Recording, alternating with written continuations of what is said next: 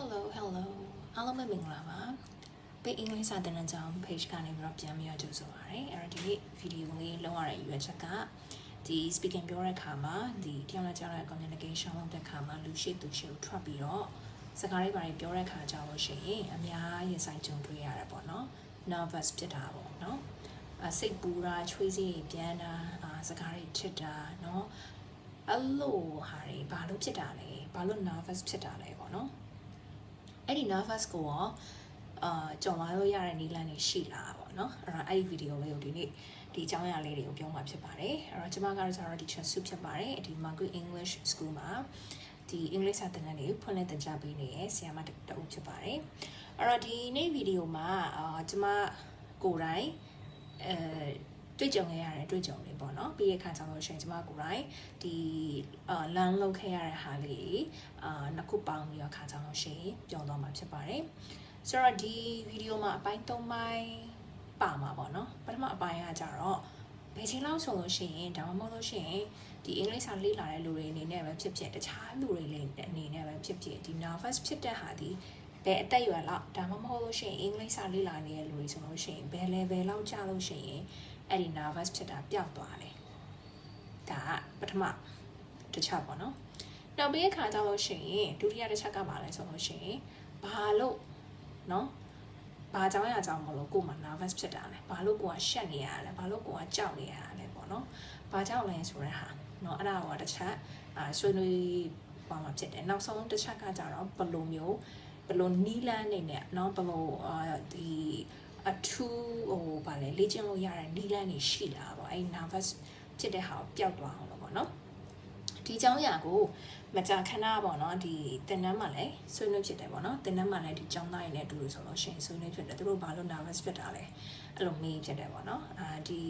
ကျမရဲ့ Margaret English School Facebook page မှာလည်းဒီတခါ live နဲ့ပြောဖို့ပါတယ်ပေါ့နော် live နဲ့ပြောဖို့တယ်ဒါပေမဲ့ဒီဗာလေဒီ live ကဒီ page မှာသူမခံဘူးလေနော်အဲ့တော့ပျောက်သွားတယ်ဆိုတော့ဒီမှာ YouTube မှာအများနဲ့နားထောင်လို့ရအောင်လို့ဗီဒီယိုလေးလုပ်ပြီးတော့တင်ပေးရဖြစ်ပါတယ်အဲ့တော့ဒီနေ့ဒီပြောရမယ့်အကြောင်းအရာလေးရပါတော့နော်ဆိုတော့ဒီလိုအပ်နေမဲ့လူတွေအတွက်ကိုအထောက်အကူလေးဖြစ်မယ်လို့မျှော်လင့်ပါတယ်ပေါ့နော်ဆိုတော့ပထမဆုံးတစ်ချက်ပေါ့နော်ဘယ်အသက်အရွယ်လောက်ကြာလို့ရှိရင်ဒီ nervous ဖြစ်တာကအဆင်ပြေသွားမှာလဲပေါ့ nervous ဖြစ်တာကအဆင်ပြေသွားမှာလဲဘယ်အသက်အရွယ်လောက်ရောက်လို့ရှိရင်ဒါမှမဟုတ်လို့ရှိရင်အင်္ဂလိပ်စာလေ့လာတဲ့အခါမှာဘယ် level လောက်ရောက်လို့ရှိရင်ဒီ nervous ဖြစ်တာကြီးကပျောက်သွားဖို့ရှိလဲပေါ့နော်ဒါကကြတော့ဒီလူတစ်တွေပေါ့နော်အင်္ဂလိပ်စာလေ့လာရင်လူတစ်တွေဒါမှမဟုတ်လို့ရှိရင်နောက်ပြီးရခါကြလို့ရှိရင် clay တွေပေါ့နော်ဒီဆယ်ကျော်သက်တွေအဲ့ဒါတွေသိချင်မယ်လို့ထင်တယ်ပေါ့နော်အဲ့တော့ကျမကကြတော့အခုဆိုလို့ရှိရင်အသက်30ကျော်ပြီပေါ့နော်အသက်30ကျော်ပြီကျမအရင်မှာလုပ်လဲဆိုတော့ဒီဆီယာမ professional teachers မလုပ်ခင်တော့ကI was a licensed tourist guide ပေါ့နော် English speaking tourist guide အဲ့တော့ tourist guide လုပ်တယ်ပေါ့နော်အဲ့တော့ tourist guide ကကျမကဘယ်အချိန်ကလေးလုပ်လဲဆိုလို့ရှိရင်2017လောက်မှာ license ရပြီးတော့2013လောက်မှာကောင်းကောင်းလုပ်ဖြစ်ပြီးတော့ပေါ့နော်ဒီအာနာမသိမ်းခင်ထိပေါ့အခု2021ပေါ့နော်ဆိုတော့အဲ့ဒီကိုကျမ tour guide လုပ်တယ်ပေါ့နော်အဲ့ထဲမှာ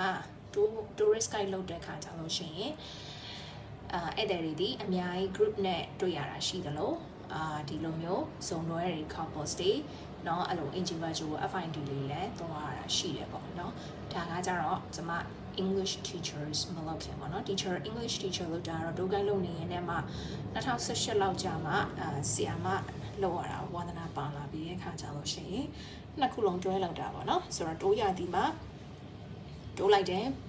ဆိုတော့နောက်တိုးရသည်မဟုတ်တဲ့ဒီလိုမျိုး morin ဆိုလို့ရှိရင်ကျွန်မစတင်တယ်ပေါ့နော်တခါကျရင်ကျွန်မဘာသာပြန်နေပါလေလောက်ပါတယ်ပေါ့နော် translate လောက်တိုင်းရှိရင် interpreter လောက်တိုင်းလည်းရှိရတော့ language နဲ့ပတ်သက်ပြီးတော့တော်တော်များများလုပ်တယ်ပေါ့နော်အဲ့တော့ပြောချင်တာကဘာလဲဆိုလို့ရှိရင်ဒီလိုမျိုးတိုးကိုင်းနေတဲ့အချိန်တိုင်းတာတစ်ခုထိလောက်ခဲ့တယ်ပေါ့လောက်ခဲ့တဲ့အခါမှာလူရှိမှာ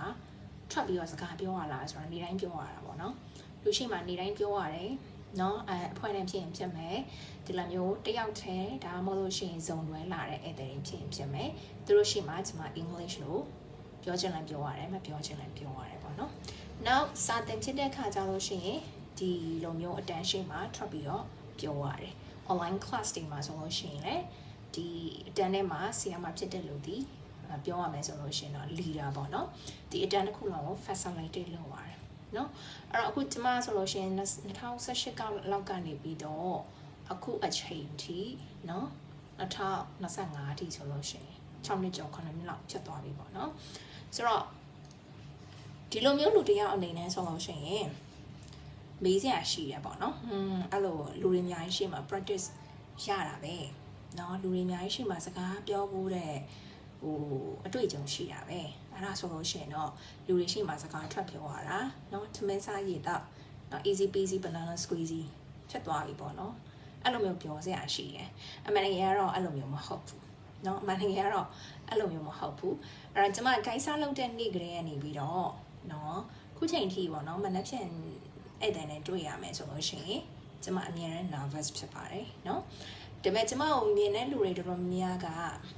เนาะစာသင်တဲ့အခါမှာအဲ့လိုမျိုးတွေ့ရတဲ့ဒီတနန်းသားတွေဆိုလို့ရှိရင်အထင်ကောင်းထင်မှန်ပေါ့နော်she looks so confident ပေါ့နော်သူကြည့်ရတာကျမလည်းခက်တီတီနဲ့နေတာဆိုတဲ့ခါကြလို့ရှင်လူတွေတော်တော်များများဒီကျမ nervous ဖြစ်နေရလို့မထင်ပါဘူးเนาะကျမ nervous ဖြစ်နေရလို့မထင်ပါဘူးသူတို့ကြည့်ရတာကျမ it's okay ပေါ့နော်ရှိမှထွက်ပြောရတာသူတို့ကပုံမှန်ကိစ္စတစ်ခုပဲဆိုပြီးတော့အမြင်နဲ့တတ်မှတ်ကြတာပေါ့နော်မဟုတ်ပါဘူးမှန်တယ်ကတော့ကျမရဲ့ဒီတိုးကိုက်စားလိုက်တဲ့အချိန်မှာပို့ဆိုးတာပေါ့နော်တိုးကိုက်စားလိုက်တဲ့အချိန်မှာတော့ပို့ဆိုးတယ် nervous ကအမြဲတမ်းဖြစ်နေရှင်ထဲမှာအမြဲတမ်းစိုးရိမ်နေရပေါ့နော်အဲ့တဲ့မတွေ့ခင်အဲ့တဲ့လာလို့ရှိရင်ကိုနဲ့အဆင်ပြေပါမလားအဲ့တဲ့ကသဘောကောင်းပါမလားကိုပြောလိုက်တဲ့အင်္ဂလိပ်စကားကိုသူကနားလဲပါမလားဆိုတော့အဲ့လို anxiety တွေကိုမှအမြဲတမ်းရှိနေရပေါ့နော် anxiety တွေကိုမှအမြဲတမ်းရှိနေရနော်လူတွေက anxiety ဖြစ်လို့ရှိရင်သူမှဖြစ်လာတဲ့ symptoms တွေရှိရပေါ့နော် anxiety ဖြစ်လို့ရှိရင်ဥမာanxiety ဖြစ်လို့ရှိရင်လူတွေဒီတချို့လူတွေဆိုလို့ရှိရင်ဘိုက်ထဲမှာအဲ့လို acid တွေထွက်လာတာမျိုးဘိုက်မကောင်းတော့တာမျိုးတချို့တွေကချွေးပြန်တာတို့เนาะတချို့တွေကခြေလက်တွေချိုးတာတို့ဒါမျိုးတွေရှိရပါတော့သူ symptom နဲ့သူရှိအဲ့လိုမျိုးကျွန်မမှလည်းအဲ့လို symptom တွေကိုယ့်အငုံနဲ့ကိုသိတဲ့ symptoms တွေရှိရပါတော့ဆိုတော့ကျွန်မ nervous ဖြစ်လာဆိုရင်ကျွန်မအများကြီးဖြစ်တယ်เนาะဒါပေမဲ့ဘာဖြစ်လဲဆိုလို့ရှိရင်အခုချိန်လေးလည်းဖြစ်တယ်ပေါ့နော်အတန်းရှိမှာအခု MA student တယောက်နေတဲ့ဒီ master degree တက်နေတဲ့အခါမှာအတန်းထဲမှာpresentation တွေလုပ်ရတဲ့အခါရှိတယ်အဲ့တော့ presentation တွေလုပ်ရတဲ့အခါမှာတန်းရှိထွက်လို့ရှိရင်လည်းเนาะကျွန်မ anxiety ရှိတယ်เนาะ anxiety ရှိတယ်ဒါပေမဲ့အဲ့ anxiety ကိုအရင်အလောက်မစိုးအောင်လို့ဘယ်လို control လုပ်မလဲဆိုတဲ့ဟာလေးကိုကျွန်မကိုအကြောင်းလေးကိုသိလာတဲ့အခါကျလို့ရှိရင်လူအမြင်မှာတော့ okay ဆိုတော့เนาะပုံရိပ်မျိုးထွက်လာတယ်ပေါ့เนาะထားပါတော့အဲ့တော့ပြောရမယ်ဆိုလို့ရှိရင်လူတွေကဘယ်အသက်အရွယ်တွေရောက်လို့ရှိရင်ဘယ် level လောက်ရောက်လို့ရှိရင် anxiety ပျောက်သွားမှာလဲဆိုတော့ anxiety ကမပျောက်ပါဘူး nervous ဖြစ်တဲ့ဟာလည်းမပျောက်ပါဘူးကိုကအဲ့ nervous နဲ့အတူတူရှင်တွဲနေထိုင်ဖို့နီးလန်းတာရှာရမှာဖြစ်ပါတယ်ဟုတ်ပြီเนาะဆိုတော့အတန်းကျောင်းသားတွေဆယ်ကျော်သက်တွေကိုမေးလိုက်ရင် nervous မဖြစ်ဘူးလားဖြစ်တယ် anxiety ရှိရဲ့အတန်းထဲမှာစကားပြောခိုင်းလို့ရှိရင်ကိုပြောတာမှားသွားမလားကိုပြောတဲ့ဟာကိုသူများရရှိမလားကိုပုံစံဘယ်လိုဖြစ်နေလဲအဲ့တော့ online တန်းတွေမှာဆိုလို့ရှိရင်သူတို့ anxiety ဖြစ်တာပုံပြီးတော့သိတာတယ်ကင်မရာတွေဖွင့်ဖို့ပြောရတယ်ဘာလို့လဲဆိုလို့ရှိရင်သူတို့ရဲ့ appearance နဲ့ပတ်သက်ပြီးတော့သူတို့ရဲ့ပုံစံနဲ့ပတ်သက်ပြီးတော့သူတို့မှာ insecurity တွေရှိတယ်ကျမတို့မှာ insecurity တွေမရှိဘူးလားရှိ insecurity တွေရှိတယ်ကိုဘယ်လိုထင်သွားမလဲเนาะအတန်းထဲရောက်ပြီးဆိုရင်အခုဆီယာမတယောက်နေနဲ့အတန်းထဲရောက်ပြီးဆိုရင်ကိုပြောတဲ့အကြောင်းအရာကိုသူတို့စိတ်ဝင်စားပါမလားပေါ့နော်ကိုပြောတဲ့အကြောင်းအရာဒီသူတို့သိပြီးသားကြီးဖြစ်နေမှာလား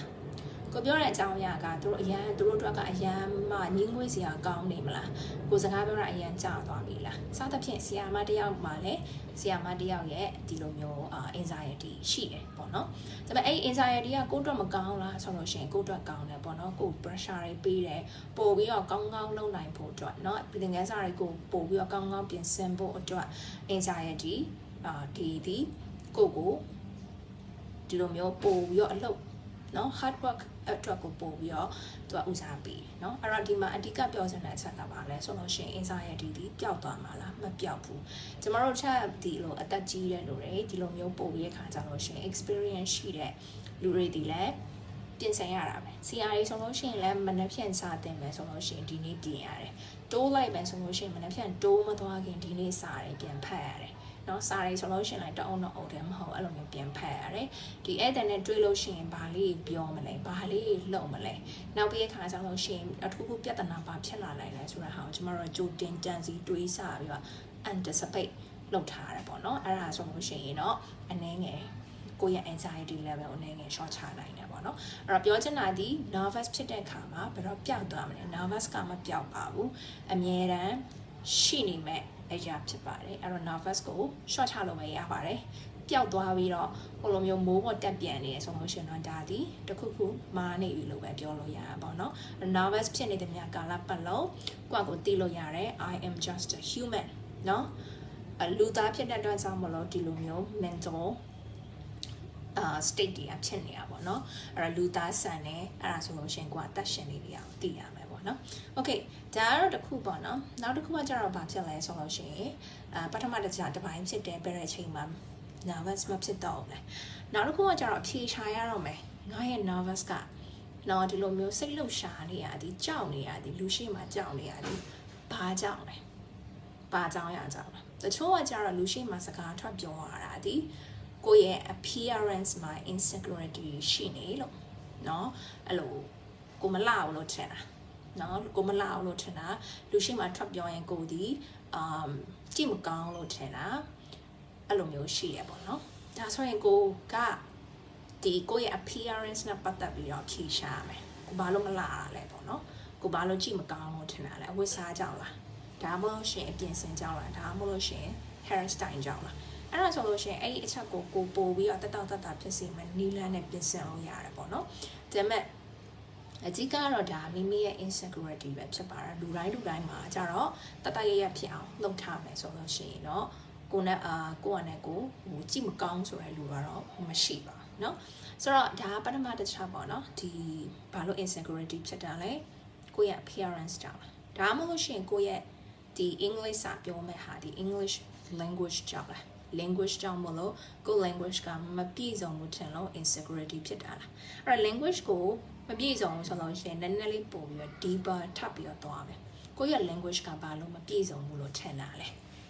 ဘာလို့မပြည့်စုံလို့ထင်တာလဲဥမာ pronunciation အားနေရလားနော်ဒါမှမဟုတ်လို့ရှိရင်ဒီကိုမှာ language မှာဒီစကားလုံးဒီရှားပါနေရလားစကားလုံးတွေရှားပါနေရလားကိုကစကားလုံး presentation ပြောတဲ့အခါမှာဒီလိုမျိုးဟိုဗာလဲစကားလုံးကိုကောင်းကောင်းပေါ့နော်လူနာလဲအောင်လို့ကောင်းကောင်း composition မလုပ်တတ်တာလားပေါ့အဲ့ဒါအဖြေရှာရတော့မယ်နော်ဆိုတော့ဒီလိုမျိုး pronunciation တွေမကောင်းတော့ကိုက nervous ဖြစ်တယ်ဆိုလို့ရှိရင်ဒီလိုမျိုးဒီ presentation မလုပ်ခင်မှာလူရှိမှာစကားမပြောခင်မှာတရားရောက်တဲ့ conversation မပြောခင်မှာ dictionary ကြည့်တာတော့เนาะဒီလိုမျိုးအခုဆိုလို့ရှိရင် AI ဖြစ်လာပြီ AI မှာအဲ့ spelling နဲ့ပတ်သက်ပြီးတော့ pronunciation check လုပ်တာမျိုးတွေ practice လုပ်တာမျိုးတွေเนาะနောက်ပြီးအခါကျလို့ရှိရင် vocabs တွေမကောင်းဖြစ်နေဝါဟာတွေရှားပါနေဆိုလို့ရှိရင်ဒီနေရာမှာဒီလိုစကားလုံးပြောလို့ရှိရင်မှန်လားနော်ဒါမှမဟုတ်လို့ရှိရင်ဒီနေရာမှာဒီလိုစကားလုံးကိုမသုံးမဲနဲ့တခြားစကားလုံးတွေထည့်လိုက်လို့ရှိရင်ပိုကောင်းသွားမလားအဓိကတော့ဒီဟာနဲ့ပတ်သက်လို့တော့ preparation ပေါ့နော်တကယ်လို့ preparation ကလည်းမရှိဘူးနော်ပြင်ဆင်တဲ့အချိန်ကလည်းအရန်နေနေတယ်နော်ကိုရိုင်းကလည်းအင်္ဂလိပ်စာကအရန်မကောင်းဘူးဆိုလို့ရှိရင်အဓိကတော့just go with the flow ပေါ့နော် just go with the flow အဲ့ဒါမျိုးပေါ့နော်တချို့ကလည်းရှိရယ်စကားမပြောရသေးဘူးငါအင်္ဂလိပ်စာအရင်မကောင်းလို့ sorry ပါဆိုတဲ့ဟာမျိုးပေါ့နော်အဲ့ဒါဘရောမှ never say sorry ပေါ့နော်ဘရောမှ sorry ပြောစရာအကြောင်းမရှိဘူးကိုကောင်းကောင်းပြင်ဆင်ထားခဲ့မယ်ဆိုလို့ရှိရင်ကိုပြင်ဆင်ထားတဲ့လောက်ကို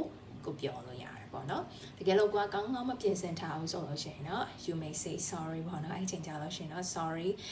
ပြောကောင်းပြောလို့ရတော့ဒီနေရာမှာပြောချင်တာဒီကိုရဲ့ appearance ကြောင့်လားကိုရဲ့အင်္ဂလိပ်စာကြောင့်လားအင်္ဂလိပ်စာကြောင့်ဆိုလို့ရှိရင် preparation is the key ကောင်းကောင်းကြိုတင်ပြီးတော့ပြင်ဆင်ထားမယ်ဆိုလို့ရှိရင်ဒါတွေဒီကြော်လွှားလို့ရတယ်ပေါ့နော်နောက်တစ်ချက်ကကြတော့တချို့က nervous ဖြစ်တယ်ဥမာအဓိက audience ကြောင့်ပေါ့နော်ဒီလိုမျိုး audience ကြောင့် audience ကကိုထက်တည်ရလူတွေတော်တဲ့လူတွေရှိမှသွားပြီးတော့ presentation ပေးရမယ် audience တွေကိုထက်တက်ကြီးရဲ့လူတွေကိုထက်ပညာတတ်တဲ့လူတွေကိုထက်အတွေ့အကြုံများတဲ့လူတွေပေါ့နော်ဥပမာကျမတို့ဆိုလို့ရှိရင်တိုးဂိုက်တွေပေါ့အဲတိုးဂိုက်တွေဆိုလို့ရှိရင်ဘယ်နိုင်ငံတိုးဂိုက်လဲဆိုတော့မြန်မာပြည်ကတိုးဂိုက်ပေါ့မြန်မာပြည်ဆိုတာတကယ်ကမ္ဘာမှာတခြားနိုင်ငံနဲ့ရှင်နေဆိုလို့ရှိရင် third world country တွေเนาะအဲ့တော့ကျမတို့ရှိမှာကျမကပုံမှန်တာမန်ပွဲရအဲ့တော့ကျမရှိကိုလာတဲ့ဒီ tourist တွေဒီဘယ်သူတွေများလဲဒီလိုမျိုးအောင်မြင်တဲ့စီးပွားရေးလုပ်ငန်းရှင်တွေတခြားတနေရာမှာသူတို့အောင်မြင်ပြီးသားကိုထက်ပညာတွေအများကြီးတတ်တယ်ကိုထက်လည်းအတွေ့အကြုံတွေအများကြီးရှိတယ်ကမ္ဘာလည်းပတ်ဖူးတဲ့လူတွေလာကြတာပေါ့နော်ကဘာလဲပတ်ဖူးတဲ့လူတွေလာကြတာအဲ့တော့လာကြတယ်ဆိုတော့ကျမပြောတဲ့ဟာတွေတော်တော်များများဒီသူတို့သိပြီးသားတွေဖြစ်မယ်နော်ဥပမာသူတို့မသိတာဒီဗုဒ္ဓဘာသာကြောင်းမသိတာပဲဖြစ်မယ်နည်းနည်းလေးပေါ့နော်ဒါပေမဲ့သူတို့စာအုပ်တွေဖတ်ထားပြီးသားမြန်မာပြည်ကိုလာမယ်ဆိုလို့ရှိရင်ဗုဒ္ဓဘာသာကြောင်းတချို့တွေဒီကျမနဲ့ဒီလိုမျိုးရင်မောင်တန်းပြီးတော့ကျမထပ်ပို့ပြီးတော့သိနိုင်တယ်ကျမတို့သိတာဒီမြန်မာနိုင်ငံမှာကျင့်သုံးနေတဲ့ထေရဝါဒလောက်ပဲသိမယ်သူတို့ကကြတော့ဘာဖြစ်လဲဆိုတော့ဒီလိုမျိုးZen Buddhism တို့နော်ဒီလိုမျိုးတခြားမဟာယာန Buddhism တို့အဲ့အများကြီးသိမယ်ပေါ့နော်အဲ့ကျမတို့ဒါပြောနေတာသူတို့ကဒါတော်တော်များတည်ပြီးသားဒါပေမဲ့ကျမတို့ကဘာလို့ပြောချင်လဲဆိုတော့ get in touch ဖြစ်ချင်တော့ဒီလို local မှာရှိနေတဲ့တယောက်နဲ့သူတို့ get in touch ဖြစ်နေတော့အဲ့ဒီနေရာမှာသူတို့လိုချင်တာဘာလဲဆိုလို့ရှိရင် what we talk မဟုတ်ဘူးအဲ့ဒီဟာ how we talk ပဲသူတို့လိုချင်တာဒီကိုရီရဲ့နော်ကိုရီနဲ့ထိတွေ့ဖြစ်ရတာကိုရီပြောတဲ့အကြောင်းအရာမဟုတ်ပဲလေကိုရီကသူတို့ဘယ်လိုပြောတယ်လဲကိုကဘာအင်ဂျီလေးဝတ်ထားလဲဘယ်လိုပြုံးလေးပြောတယ်လဲပေါ့နော်ဘယ်လောက်ထိစိတ်ကောင်းရှိတယ်လဲနော်ဒါမှမဟုတ်လို့ရှိရင်ဘယ်လောက်ထိဟိုမှာဒီလိုမျိုးဒီကျမတို့ရဲ့ဒီ daily life ကသူတို့မှန်ထားတာဘယ်လောက်ထိကွာလဲဆိုတော့တကယ် reality ကိုသူတို့ကသိချင်တာပေါ့နော်အခုလည်းဒီလိုမျိုးပဲတစ်ခါကျရင် audience ကကိုထက်အများကြီးမှပိုသိနေတဲ့လူတွေရှိတယ်နော်ပိုသိနေတဲ့လူတွေရှိတယ်ကျမတို့ဆိုလို့ရှိရင်တော့ကိုထက်ငယ်တဲ့လူတွေနားထောင်လို့ရှိရင်တော့ချစ်တဲ့စိတ်လေးနဲ့ကြည်တာဟာသူကတော်တာပဲသူကတော်ကြိုးစားတာပဲကောင်းကောင်းပြင်ဆင်လာတာပဲဆိုတော့ချစ်တဲ့စိတ်နဲ့ကြည်တာများတယ်တဲ့ဟုတ်ပါလားနော်ငယ်ပေမဲ့လည်းတော်တော်လေး perfect ဖြစ်တယ်ဆိုတော့အဲ့ဒါမျိုးပေါ့နော်ကိုရီးယားလည်းအဲ့လို40တန်းတော့ကတ်နေပြီဆိုတော့ဒူတိုင်းဒီလည်းဒီလိုပါပဲเนาะတခါလေကြားလို့ရှိရင် it doesn't matter what you are talking about เนาะကိုဘာပြောနေလဲဆိုတဲ့ဟာဒီအဓိကမကြောက်เนาะ it's the real thing is how you present that matter အဲ့တကယ်ကကိုဘယ်လိုပြောတယ်လဲပေါ့เนาะတခါလေကြားလို့ရှိရင်လည်းကိုဒီဘာပြောနေလဲဆိုတာထက်ကိုအဲ့ဒီအကြောင်းအရာကိုဘယ်လိုဟိတ်ခံနဲ့ဘယ်လိုလေးသံမျိုးနဲ့ဘယ်လိုပုံစံမျိုးလေးနဲ့ပြောတယ်လဲဆိုတဲ့ဟာကပို့ပြီးတော့အဓိကကြတယ်ကိုကအင်္ဂလိပ်စာကအလောက်မကောင်းပေမဲ့လည်းပဲကိုပြောတဲ့ပုံဒီကောင်းကောင်းပြင်ဆင်လာပြီးတဲ့အခါကျလို့ရှိရင်အဲ့တော့ hate hand ရှိ confidence ရှိပြောတဲ့အခါမှာကိုပြောတဲ့အကြောင်းအရာဒီပို့ပြီးတော့နားထောင်ဖို့ကောင်းသွားတယ်ပို့ပြီးတော့ entertain ဖြစ်သွားတယ်ဆိုတဲ့ဟာမျိုးရှိပါတယ်เนาะဆိုတော့ဒါကကြတော့ကိုလောရမယ့်အပိုင်းဖြစ်ပါတယ်ဘာကြောင့်လို့ငါက nervous ဖြစ်ကြလဲအဖြေရှာရမယ်ငါ nervous ဖြစ်နေတဲ့အကြောင်းကပါတယ်စာမှာမပြည့်စုံလို့လားဒါမှမဟုတ်ရှင်တခြားကိုယ့်ရဲ့ personality ကြောင့်လားတချို့ကကျတော့ introvert တွေရှိတယ်လို့ရှိမှစကားပြောရတာကြောက်တယ်တချို့ကကျတော့ extrovert တွေရှိတယ်စကားပြောရတာသူတို့တော့ပို့ပြီးတော့အဆင်ပြေတဲ့ဟာเนาะဒါပေမဲ့အောင်မြင်နေတဲ့လူတွေကြားထဲမှာလည်း introvert တွေအများကြီးရှိတာပေါ့เนาะအဲ့ဒါကိုလည်းကျွန်တော်တို့ပြန်ကြည့်ရအောင်အဲ့တော့အဲ့ဒီဟာဒီကိုမေးခွန်းပြန်မေးလို့ဖြစ်ပါတယ်ငါ့ကိုအဓိကစိတ်လှုပ်ရှားစေတဲ့အရာကဘာလဲနော်တကယ်ဒါပေမဲ့လည်းတခြားတစ်ချက်ရှိတာစာမစက်ပဲနဲ့စာမွေးအခန်းထဲမှာသွားပြီးဖြည့်ရဆိုလို့ရှိရင်တော့ဒါတေချာပေါက်ကတော့ nervous ဖြစ်မှာပဲလေငါစာမွေးကြတော့မှာပဲဆိုပြီးတော့နော်ဆိုတော့ဒီလိုမျိုးဟာမျိုးဆိုလို့ရှိရင်တော့အဖြေရှာစရာအကြောင်းမရှိဘူးပေါ့အဖြေသိနေတာဘာလို့စာမွေးကြလဲစာမလုပ်လို့ပေါ့နော်အဲ့တော့ကိုက nervous ဖြစ်နေရဆိုရင်ငါ nervous ဖြစ်နေတဲ့အကြောင်းအရာဘာလဲဆိုတော့ကိုက question ပြန်မေးပြီးတော့အဲ့အချက်ကိုဖြေရှင်းရမယ်အဲ့ချက်ကိုအဲ့ချက်ပေါ်မှာအလုပ်လုပ်ရမယ်အားထုတ်ရမယ်ပေါ့နော်ဆိုတော့နောက်ဆုံးတစ်ခုကကြတော့ techniques ပေါ့နော်အဲ့တော့ techniques တွေမှာကိုကိုရိုင်းမှာဒီလိုမျိုးကြုံခဲ့ရတဲ့ techniques တွေပါမှာဖြစ်တယ်လို့တခြား YouTube ဗီဒီယိုတွေနားထောင်တာတော့เนาะတခြားစာထဲမှာဖတ်ခဲ့ဖို့လည်းတွေ့ကြုံနေတော့အဲ့ဒါတွေကို share တော့မှာဖြစ်ပါတယ်တချို့ခါတွေဆိုလို့ရှိရင်လည်းသိပြီးသားဖြစ်နိုင်ပါတယ်เนาะဆိုတော့ကျွန်မအနေနဲ့ကျွန်တော် nervous ကဘာအချိန်မှပျောက်ပါလဲဆိုတော့ခုန guiding သွားတဲ့လမ်းကြောင်းကိုပြန်ကြည့်မယ်ပေါ့နော် guiding သွားတဲ့လမ်းကြောင်းကိုပြန်ကြည့်အဓိကက the first thing is passion เนาะကျွန်မ guide လုပ်ရတာ passion ရှိတယ်အဲ့ဒါကိုရှင်းပြနေရတာကျွန်မရှင်းပြောရရင် ဆရာကြီးလုပ်နေတာကျွန်မ passion ရှိတယ်ကျွန်မကအဲ့ကိစ္စနဲ့ပတ်သက်ပြီးတော့ယူတွတ်မြင့်မြတ် no passion ရှိတယ်အဲ့တော့အဲ့တဲ့ကအကြောင်းအရာတစ်ခုမေးတယ်အဲ့အကြောင်းအရာကိုလည်းကျွန်မအဲ့တဲ့အရန်ကိုမှနားလည်စေချင်တယ်မြန်မာနိုင်ငံနဲ့ပတ်သက်တဲ့ issues တခုကိုသူ့ကိုတိတ်ချာလေးနားလည်ချင်တယ်ငါတို့နားလည်ထားတာဒီလိုမျိုးဆိုပြီးတော့သူ့ကိုတေးချလေးရှင်းပြချင်တဲ့အခါမှာဒီ language errors တွေကျွန်မမေ့သွားတယ်ပေါ့နော်ကျွန်မဖတ်ပိုင်းအောင်ပြောတာနားထောင်တဲ့လူဖတ်ချအောင်ပြောတာတော့မဟုတ်ဘူး language error တွေမေ့တယ်ကျွန်မဘေးမှာဘာလို့ရှိနေလဲကျွန်မမေ့သွားတယ်နောက်ပြောနေရတဲ့လူပုံလည်းမှဖြစ်မယ်เนาะအဲ့လိုမျိုးလူပုံလည်းမှဖြစ်မယ်သူတို့နဲ့အဲ့လိုသမင်းဆိုင်နဲ့နှစ်ယောက်တည်းဖြစ်မယ်ဒီဟာတွေကကျွန်မတို့ဘာမှမထူးချအောင်လူပုံလည်းမှပဲဖြစ်ဒီเนาะနှစ်ယောက်တည်း private မှာပဲဖြစ်သူမေးတဲ့အကြောင်းအရာကိုကသူ့အရန်ပေါ်မှာရှင်းပြခြင်းနဲ့ကိုယ့်ရဲ့ဒီလိုမျိုးခံယူချက် opinion ကိုသူ့ကိုနားလဲခြင်းနဲ့ဆိုလို့ရှိရင်ကျမရဲ့စိတ်ထဲမှာဒီမေကုန်းမေးတဲ့လူနဲ့ကျမရှင်းပြခြင်းနဲ့အချက်နဲ့အဲ့သုံးခုကလွယ်ပြီးကျမဘာမှမရှိတော့ကျမတိုးသွားပြီဆိုလို့ရှိရင်ဘယ်သူမှလည်းတိတ်ပြီးတော့မမြင်ဘူးတခါလေကြာရင်ကိုယ်ဓာတ်ပုံလာရိုက်နေလဲကျမမသိဘူးပေါ့နော်ကျမစိတ်ထဲမှာဧည့်သည်ကျမရှင်းပြခြင်းအကြောင်းအအဲ့သုံးခုပဲရှိတယ်အဲ့လိုမျိုးပေါ့နော်ဆိုတော့ဒါကတော့တစ်ချက်နော်ဒီဟာမှာဖြစ်မလို့မလဲဆိုလို့ရှိရင် passion လို့ပြောမှာပေါ့ကိုကအဲ့ဒီပြောချင်တဲ့အကြောင်းအရာပေါ်မှာတကယ် passion ရှိလားမရှိလားဥပမာကိုကစကားထွက်ပြောမယ်ဆိုလို့ရှိရင်ကို passion မရှိတဲ့အကြောင်းအရာကိုရွေးမယ်ဆိုလို့ရှိရင်နည်းနည်းလေးenergy ကတော့လျော့နိုင်တယ်အဲ့တော့ solution မှာစကားထွက်ပြောမယ်ဆိုလို့ရှိရင်တော့အကြောင်းအရာ topic ကိုရွေးတဲ့အခါမှာကိုမအရန်ကြိုက်ပြီးတော့ကိုအရန် passion ရှိတဲ့အကြောင်းအရာကိုရွေးလို့ရတယ်ပေါ့နော်အဲ့ဒါဆိုလို့ရှိရင်ပို့ပြီးတော့ဒီ confidence ရှိအောင်ပေါ့နော်အမှန်တကယ် confidence ကအစကတည်းကဒီလိုမျိုးရှိမနေပါဘူးကျမတို့ရှိမှရှိနေတာ passion ပဲရှိနေတာမတခုခုအရန်ကိုရှင်းပြခြင်းနဲ့ဒီကြောင်းရနဲ့ပတ်သက်ပြီးတော့ကျမတို့လေးနက်ခံယူထားရတယ်ဆိုလို့ရှိရင်အလိုလိုနေနဲ့ nervous ကနေစရာနေရမရှိတော့ဘူးပေါ့နော်အဲ့ဒါကတော့နောက်တစ်ခုပေါ့နောက်တစ်ခုကကျတော့ဒီလိုမျိုးဒီဒါ YouTube video တခုမှကြည့်ရတာဟာပေါ့နော်သူကစကားပြောလို့ရှိရင်ဘယ်လိုရိုက်ရမလဲ super hero ပုံစံနဲ့ရိုက်ကမယ်ဆိုတော့ဟာမျိုးတွေကိုသင်ပေးရရှိတယ်အဲ့တော့ဒီနောက်ဆုံးတစ်ချက်မှာသူပြောတဲ့ဟာဒီကိုယ့်ရဲ့ target ကပါလေဥပမာစင်မော်တက်ပြီးတော့ပြောတယ်ကိုယ့်ရည်ရွယ်ချက်ကပါလေကိုဒီ break တက်ကိုအကြောင်းအရာနဲ့ပတ်သက်ပြီးတော့နားလေးစေချင်တာလား break တက်ကိုဒီလိုမျိုးကိုယ့်ရဲ့မူလရည်ရွယ်ချက်ကပါလေလူတွေကို educate လုပ်ချင်တာလားလူတွေကို self awareness ဒီကိုပြောမဲ့အကြောင်းအရာနဲ့ပတ်သက်ပြီးတော့ self awareness ပေးချင်တာလားကိုယ့်ရဲ့မူလရည်ရွယ်ချက်ကိုပြန်ပြီးတော့စဉ်းစားကြတာဒီစမော်တက်ရတဲ့ရည်ရွယ်ချက်လူရှိမှပြောရတဲ့ကိုယ့်ရဲ့မူရင်းရည်ရွယ်ချက်ကပါလေပေါ့နော်ဥပမာကိုကဆရာမတယောက်ဖြစ်နေတယ်ကျောင်းသားကိုစာသင်နေရဆိုလို့ရှိရင်အခုဒီနေ့ပြောနေရတဲ့သင်ခန်းစာရဲ့ရည်ရွယ်ချက်ကပါလေကျောင်းသားကိုနားလဲသွားစီချင်တာအစေရင်းနီးသင်နေဆိုလို့ရှိရင်ဒီကျောင်းသားအစေရင်းနီးဘယ်လိုရေးရလဲဆိုတဲ့ဟာပို့ပြီးတော့idea ရသွားစေချင်တာအဲ့လိုမျိုးပေါ့နော်ကျမတို့ရဲ့ဒီလိုမျိုးမူရင်းရည်ရွယ်ချက်ကပါလေဒါမှမဟုတ်လို့ရှိရင်လည်းကျမတို့ရဲ့ဘဝရဲ့နော်ဒီလိုမျိုးဒီအလုပ်ကိုရွေးချယ်ရအောင်မဆီယာမလုပ်တယ်တိုးကိုင်းလုပ်တယ်ဆိုဒီအလုပ်ကိုဘာလို့ကိုရွေးရလဲဆိုတာဟိုမူရင်းရည်ရွယ်ချက်အခုလက်တလုံးဖြစ်နေ nervous ကိုမဟုတ်ပဲနဲ့ငါတို့ဒီအလုပ်ကိုဘာကြောင့်လုပ်နေရလဲဆိုတာဟာကိုပြန်ပြီးတော့မေးတာပေါ့နော်နောက်ပြီးရခါကြလို့ရှိရင်ကိုကဘာလုပ်ချင်တာလဲဆိုတာဟာနော်ဥပမာကိုက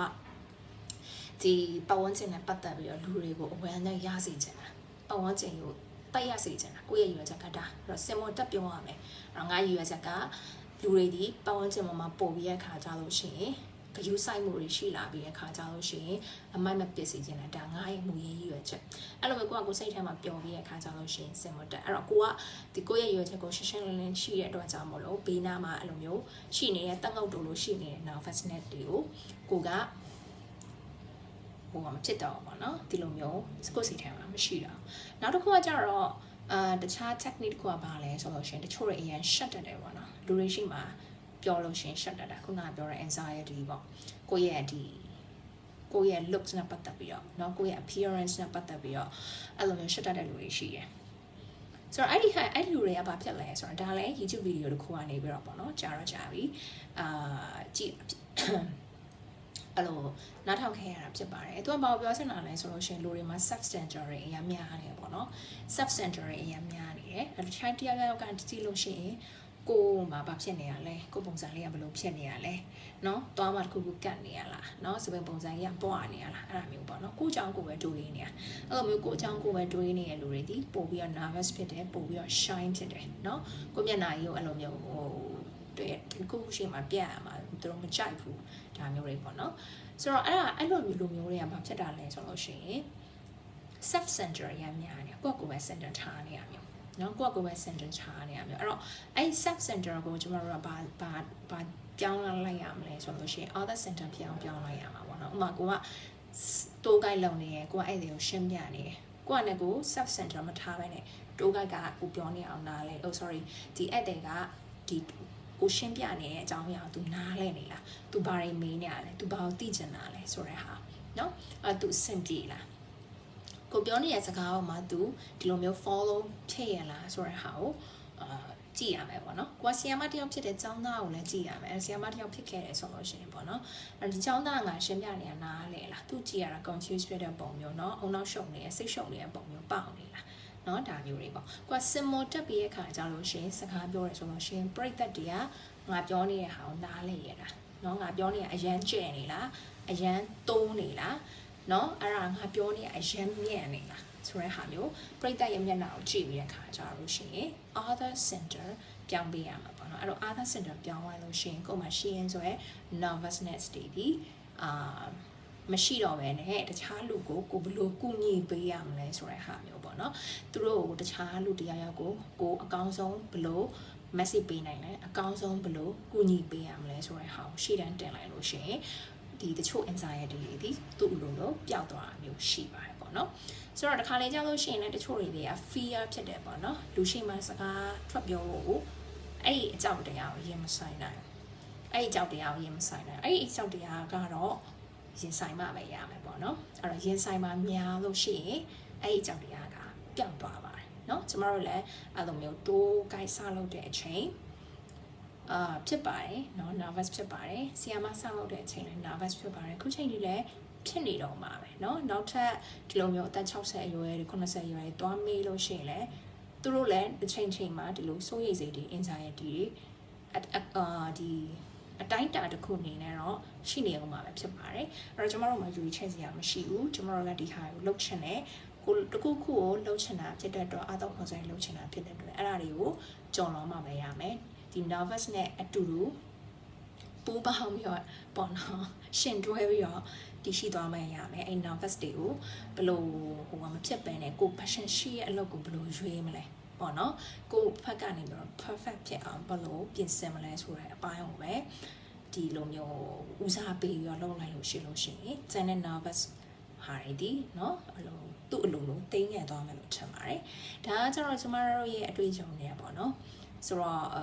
ဒီလိုမျိုးဖတ်ထားဖို့မှတ်ထားဖို့တဲ့အကြောင်းအရာတွေကိုเนาะပြန်လည်ပြီးတော့ဝင်ရတာပဲဖြစ်ပါတယ်အဲ့တော့အခုကိုမှရှိနေဆိုလို့ရှိရင်တော့ကိုယ့်ကိုမေးခွန်းပြန်မေးဖို့အချိန်ဖြစ်ပြီပေါ့နော်ငါရဲ့ nervous ကဘာလို့ဖြစ်တာလဲကိုယ့်ရဲ့အင်္ဂလိပ်စာအကြောင်းအင်္ဂလိပ်စာအားနည်းရဆိုလို့ရှိရင်ကိုယ့်ရဲ့အင်္ဂလိပ်စာကိုပုံမှန်လုပ်เนาะပုံမှန်လုပ်နေရတာနဲ့တော့တခုခုမားသွားပြီဆိုလို့ရှိရင်ဘူးမှလည်းကိုယ်ပြင်မတင်ဘူးပေါ့နော်ကျမတို့အဲ့တဲ့ဆိုလို့ရှိရင်တော့ကျမတို့မားပြောလို့ရှိရင်လည်းသူတို့ကအဲ့လိုမျိုးလေးစေတနာလေးနဲ့သူတို့ကပြင်ပေးတာပဲပေါ့နော်အဲ့ပြင်ပေးခံရတော့မှတော့ကျမတို့ကတော့စိတ်ညစ်တာပေါ့နော်ရှက်တာပေါ့ဒါပေမဲ့လည်းဒီလိုမျိုးပြင်ပေးခံလိုက်ရတဲ့အခါမှာသူ့ရဲ့ကောင်းကျိုးကကျမတို့မမေ့တော့အဲ့လိုတခုခုပြင်ပေးခံလိုက်ရပြီဆိုလို့ရှိရင်ကျမတို့မမေ့တော့เนาะအဲ့တော့ကျမတို့ဒီခီးလမ်းမှာပေါ့နော်ဒီလိုမျိုး public speaking ခီးလမ်းမှာဒီလိုမျိုးပဲရုပ်ရင်းဆန်ခန့်နေပေါ့နော်အဲ့လိုမျိုးကြော်လွှားရမှာပဲဖြစ်ပါတယ်ဒါကြီးကိုကြော်လွှားရမှာစိုးရိမ်လို့ထိုင်နေတယ်ဆိုလို့ရှိရင်တော့ဘယ်တော့မှ